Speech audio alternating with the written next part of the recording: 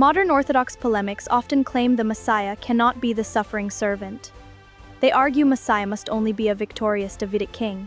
But ancient Jewish sources are far more complex. Second Temple and Rabbinic traditions both preserve suffering, rejected, pierced, and dying Messiah concepts. The idea of a suffering Messiah was not invented by Christians.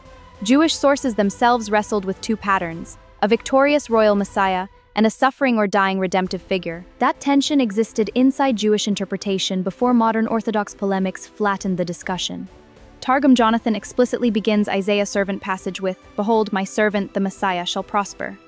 That means an ancient Jewish Aramaic interpretive tradition connected Isaiah 52:53 with Messiah. This alone refutes the claim that Jewish tradition never read the servant messianically. Modern Orthodox Judaism usually reads Isaiah 53 as Israel, but Targum Jonathan identifies the servant at the beginning of the passage as Messiah. That does not mean every line is interpreted exactly like Messianic Jews read it, but it proves the Messianic category was Jewish. The Babylonian Talmud asks, "What is Messiah's name?" One answer says, "The leper of the house of Rabbi Yehuda Hanassi," and then quotes Isaiah 53, "Surely he bore our sicknesses and carried our pains." Sanhedrin 98b is devastating to simplistic anti-Messianic claims. The rabbis themselves connected Messiah with Isaiah 53 language of affliction, sickness, and suffering. Sukkah 52a discusses the mourning of Zechariah 12:10. One interpretation says the mourning is for Messiah ben Yosef, who is killed before final redemption. That is a Jewish source describing a Messiah who dies. Zechariah speaks of mourning over the one who was pierced. Sukkah 52a connects this mourning to Messiah ben Yosef. So the idea of a pierced or slain messianic figure is not foreign to Jewish interpretation. It appears in the Talmud itself. Rabbinic tradition later distinguished between Mashiach ben Yosef and Mashiach ben David. One suffers and dies in battle. The other completes final royal redemption. Messianic Jews argue Yeshua fulfills both patterns in one Messiah through two stages. Pesikta Rabbati contains striking traditions about Messiah suffering for Israel. In these passages, Messiah accepts suffering connected to the sins of Israel and the nations.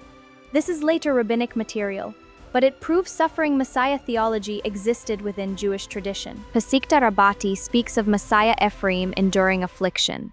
Scholars note that this tradition presents a Messiah who suffers for the sake of sinners.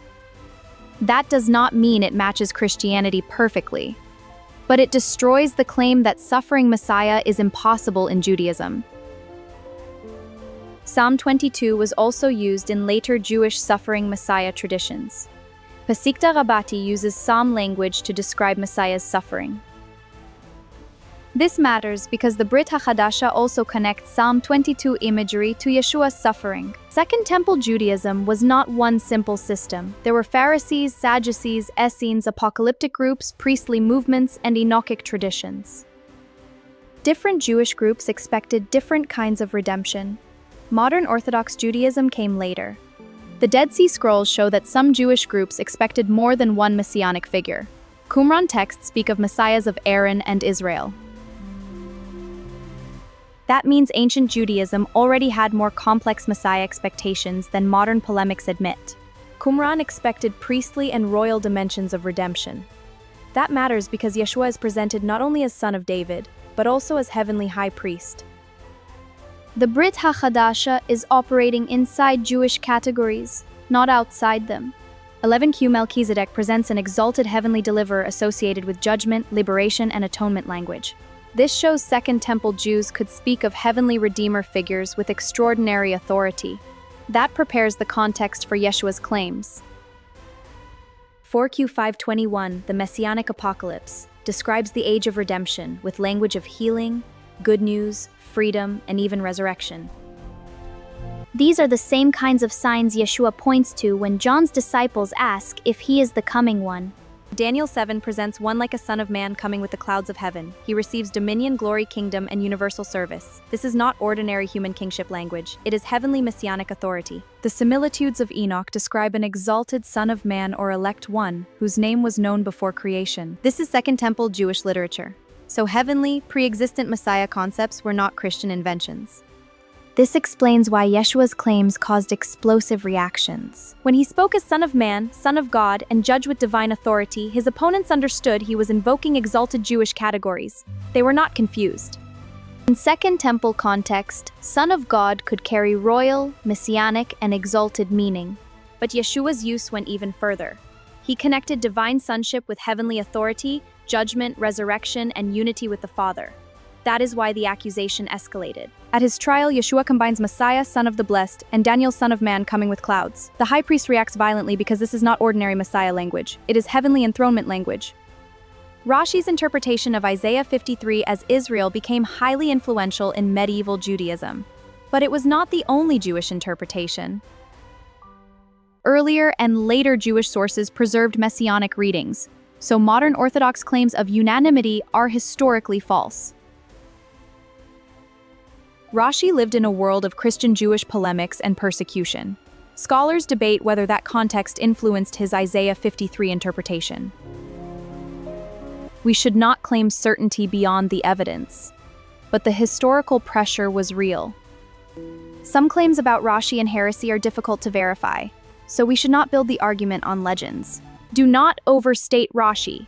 The stronger argument is simple. Jewish interpretation was diverse before, during, and after Rashi. Modern Orthodox readings are not the only Jewish readings. Maimonides strongly emphasized divine incorporeality.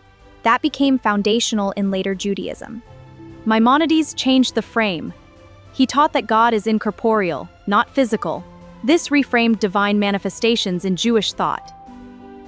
But earlier Jewish traditions included more vivid manifestation language. The angel of the Lord, Memra, glory, wisdom, and Son of Man traditions were more complex.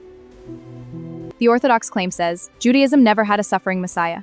But Targum Jonathan, Sanhedrin 98b, Sukkah 52a, Pesikta Rabbati, Qumran, and Enochic traditions prove the discussion was far more complex. The argument is not that every Jewish source taught Yeshua. The argument is that Jewish sources already contained categories that make Yeshua's suffering, death, exaltation, and heavenly authority intelligible within Jewish thought. That is the key point. Yeshua is presented as Son of David, suffering servant, pierced one, Son of Man, heavenly high priest, and embodied word. That combination is not foreign to ancient Jewish thought. It draws from its deepest currents. The suffering Messiah was not a Christian invention.